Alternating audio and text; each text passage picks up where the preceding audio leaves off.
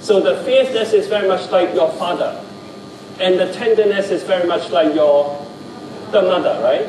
So if I only have the mother, a loving mother will only spoil the child, right? So you must have the fierceness and the tenderness come together. So what else do we need? We say we need the playfulness. The playfulness is where you can inject some laughter, some humor into your speech. Then the whole thing comes in so holistic. And you can really touch people. And I do have a quick video that I'd like to show you. It's only about a minute or so. That embody all three elements. The fierceness, the tenderness, and the playfulness. And I want to show you. Are you ready? Okay. And that will wrap up my presentation.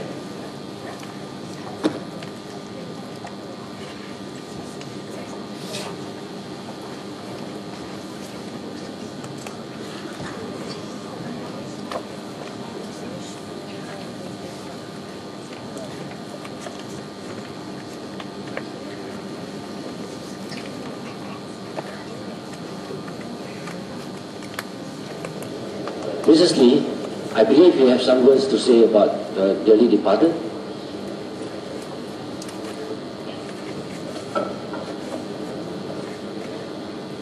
I'm not going to sing praises for my late husband. Not today. Neither am I going to talk about how good he was. Enough people have done that here. Instead, I want to talk about some things that will make some of you feel a bit uncomfortable. First off, I want to talk about what happened in bed. Ever had difficulty starting your car engine in the morning?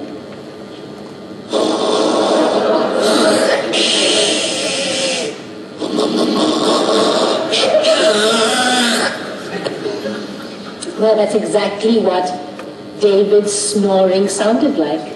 But wait, snoring wasn't everything. There was also this rear-end wind action going on as well. Some nights, it would be so forceful, it would wake him up. What was that? He would ask. Oh, it's the dog, I would say. Go back to sleep, dear. Or you might find this all very funny, but towards the end of his life, when his illness was at its worst, these sounds indicated to me that my David was still alive. And what I wouldn't give, just to hear those sounds again before I sleep.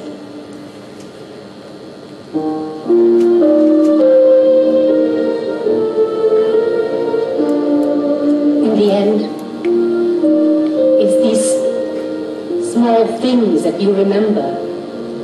Little imperfections that make them perfect for you. So to my beautiful children, I hope one day you too find yourselves life partners who are as beautifully imperfect as your father was to me.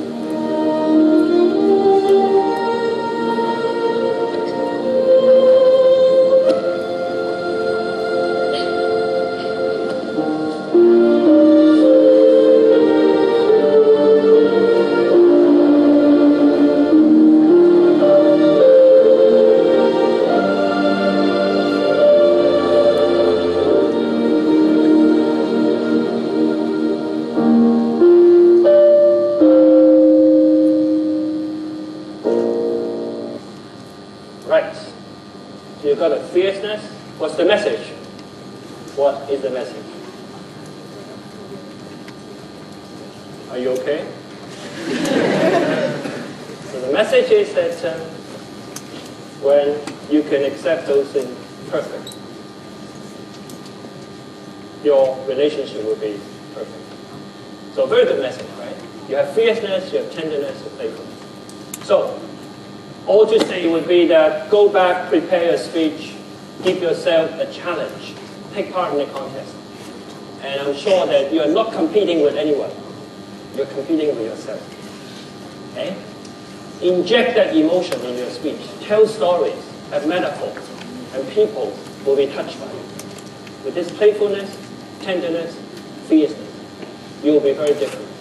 So with that, I'm going to conclude my presentation. And floor now open to Q&A, right? So due to the limited time, we'll have 10 minutes for the Q&A session. So please grab the time. And do anyone has a question? Any question?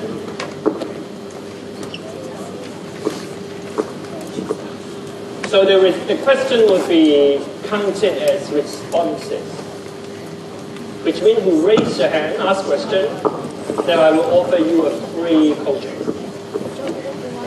Someone ask question, yes, that one question. Sorry, that I would like to know how should I draft the question or the theme that I will try to write on my screen. All right, so the question is how can I design a theme, right? Very first thing is that what is in your mind that you really want to share with people? Ask yourself. Ask yourself, doesn't matter. If I want to tell people that I love cats, and I know how to raise cats, say for example. So you can tell the story. But if there's a message, then you can say, love is not limited to just people. Love can be extended to animals. That could be your message. You see what I mean? Okay? And interestingly, if you have a personal experience to share, sometimes the personal experience is most powerful. Would that answer your question? Good. Right. Next question. Next. Hello? Yeah. Can you hear me? I'd like to ask you something a bit personal, if you don't mind. Yes. I'd like to know, why do you choose to speak in British accent instead of that of the American? I'm sorry, if you can. Why? Why did you choose to speak in British accent instead of that of American? Why did I choose to speak in the British accent? All right. And because when I was much younger, I listened to BBC. There was no CNN at the time. There only BBC, that's why. And I tell you what, in fact, I also tried to learn Putonghua, Mandarin, right? And when I was in Beijing, I was talking very happily to the taxi driver. When I got off, the taxi driver asked me a very interesting question. He said, do you come from Thailand?